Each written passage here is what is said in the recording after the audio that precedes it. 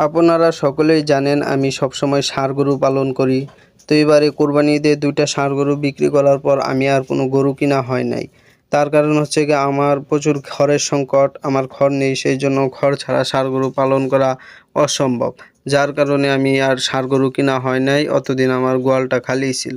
তো হঠাৎ চিন্তা ভাবনা করতে থাকলাম এভাবে গোয়াল খালি না রেখে আমাদের বিলে প্রচুর কচুরিপানা হয়েছে, লোকজন সেখান থেকে কচুরিপানা কেটে নিয়ে তাদের বকনা গরুকে খাওয়াচ্ছে এবং খাচ্ছে। তাই আমি চিন্তা ভাবনা করলাম আমার যেহেতু ২ লাখ খড় রয়েছে, সাথে কচুরিপানা কেটে আমি ২টা বকনা গরু পালন করতে পারি গোয়ালটা খালি না রেখে। সেই উদ্দেশ্যেই চলে গেলাম কাপাসিয়া আমরেট হাটে। আলহামদুলিল্লাহ এই মঙ্গলবারে আমি ২টা বকনা কিনতে পেরেছি। এই ২টা বকনাকে আমার উদ্দেশ্য রয়েছে আমি বকনা ২টাকে গাভী বানাবো এবং ধান কেটে কিছুদিন পরে শীতকালে ধান কাটা হলে খড় বানিয়ে তখন আমি আবার কুরবানি ঈদের জন্য ২টা ষাঁড় নেওয়ার প্রোগ্রাম রয়েছে আমার ইনশাল্লাহ।